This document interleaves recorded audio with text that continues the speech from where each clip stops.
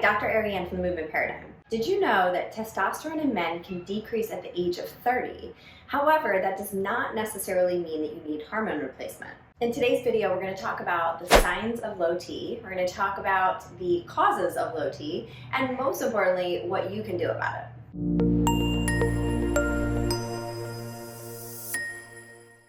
Now let's first start with testosterone can affect men and women. However, in today's video, I am going to focus mostly on men. So the signs of low T in a man can be anything from low mood, low energy, erectile dysfunction, low libido, feeling very fatigued and having poor sleep. So it can also be associated with decreased strength. Now, this is something that most people associate testosterone with, but it's important to recognize all of the other symptoms that correlate with low T. It can also lead to things like brain fog and irritability. So there are many things that low T are associated with, and it's important to be able to start to recognize these, whether you are a woman, you're a wife or a girlfriend, and you are noticing this in your husband, or you're a man listening to this and you are wondering what all these things could be. It's important to really dig a little bit deeper to see if this is a possibility for you, and also how can you improve it. So now we're going to get into things that decrease testosterone. One of your biggest drivers of low T is actually chronic opioid use. This happens in up to 74% of chronic opioid users. So that means you go to play golf and you're going to pop a couple Advil, you're going to go work out, you pop an Advil. This is associated with low T, so it's really important to recognize that that is not a good solution. Another thing can be insulin resistance.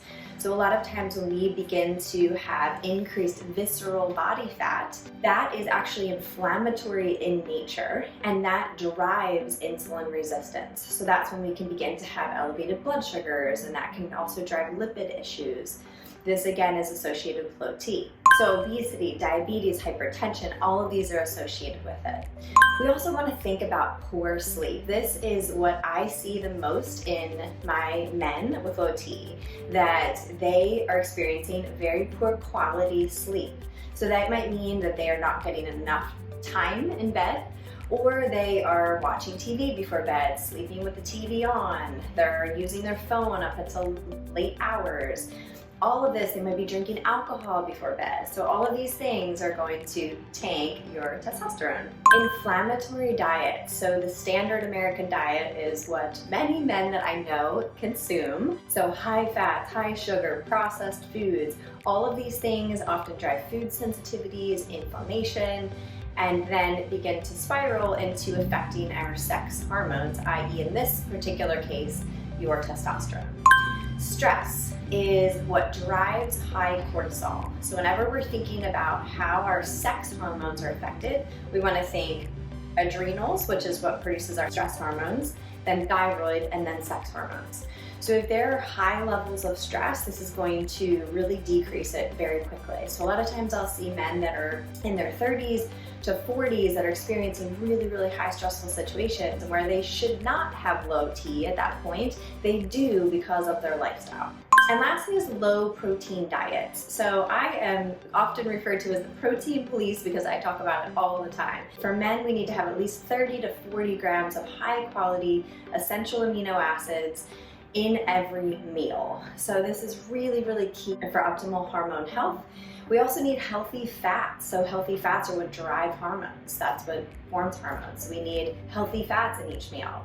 So these basic things can contribute to a really high nutrient dense food plan, or we can have a lot of nutrient insufficiencies, which can therefore trigger a lot of hormone imbalances. Okay, so what do you do about it? First, you should get properly evaluated by a functional medicine practitioner, a hormone specialist, someone that can really guide you and coach you through this journey. With that said, if you decide to pursue hormone replacement, you want to make sure that your lifestyle factors are dialed in. So if you are experiencing high stress, poor sleep, inflammatory diet, and you just decide to start hormone replacement for low T, I can assure you it will not be as effective. So it is so important to just address the basics first so that you can really optimize your natural T before approaching your potential hormone replacement. All right, so what are the things you can do? Number one is moderate intensity exercise, specifically strength training. You want to be performing over 200 minutes a week, most importantly coming from your strength work. Strength is going to naturally boost your T. How about that? So it's such an easy way to do it, but it has to be consistent just like anything else. Addressing sleep is so imperative. So this requires a journey. So it can be starting with just looking at your sleep hygiene and picking one thing that you could change. Blue light blockers after 7 o'clock. Having a set time that you go to bed and you wake up, turning the TV off 30 minutes before bed.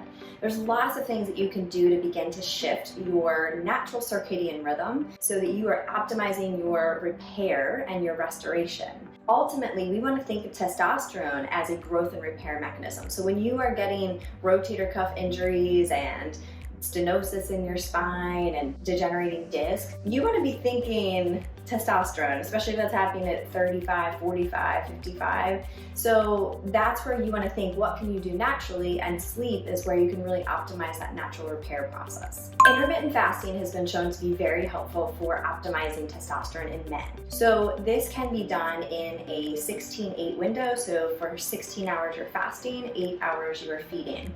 This has to be highly individualized to the person and their activity level, so I don't want to make a blanket statement that it is for everyone. However, just know that it is something that could be explored to see how that works for you, and looking at the objective data, i.e. blood work or saliva, when you are testing your hormones. Essential fatty acids, really key, helps to optimize inflammation and many other support functions in the body. So one thing you can do is encourage yourself to eat fatty fish at least 2 times a week, if not more. Also things like walnuts and flax seeds are great sources of this. If you can't, then I would suggest supplementing with essential fatty acids. So omega-3, we already get too many omega-6s, so this can be about 2 grams of EPA, DHA in a supplement. Zinc and vitamin D are key for this, so please make sure that if you're not getting enough through your diet, that you are supplementing as well. And lastly, as another conservative approach, there are things like botanicals and lots of botanical treatments that can be very valuable in supporting natural testosterone. So there are a lot of things that you can do to address, just like I said, the basics in terms of lifestyle to naturally support testosterone. And before, I should say, you ever explore the testosterone replacement. Okay, so I think there's a continuum, and you want to make sure that you're doing things at the right time for the right reasons and with the right guidance. Cannot stress that enough. So if you need help, please make sure to reach out. I will make sure that we take great care of you and also educate you, make sure we get you in the right direction. We also have a great support team that can also help you depending on what you need. All right, thank you as always for joining. Make sure to give it a like, give it a share, and make sure to subscribe to our YouTube channel, The Movement Paradigm, for weekly tips on mindset, nutrition, and movement.